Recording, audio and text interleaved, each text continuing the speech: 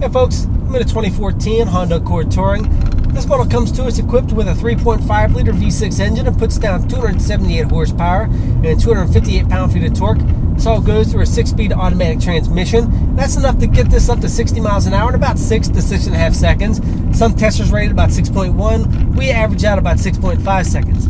Nothing too awful great, but it is pretty good for its class and considering the price point it is. And what really amazed us when we got into the car is how well equipped this cabin is. You have nice supple leather interior, you have a navigation system, touchscreen audio system, the dual climate control is nice and clean right here, there's no excess of buttons.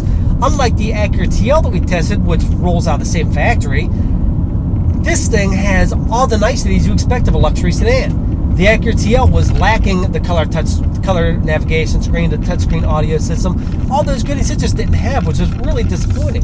This car has everything. You even have a rear view camera, and when you pop on the right turn signal, you get a nice blind spot camera that goes off the side view mirror so you can see what's coming up in your blind spot without having to do this every time. Sure, you still want to check, but it gives you a nice second glance without looking over your shoulder.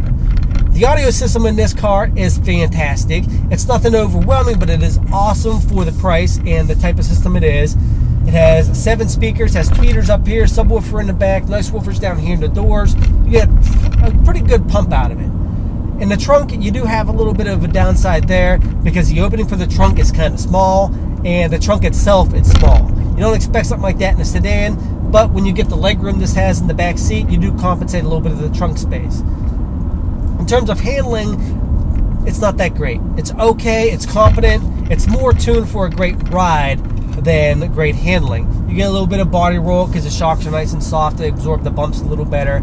So it's not a true handling, it's not a sports sedan or anything like that.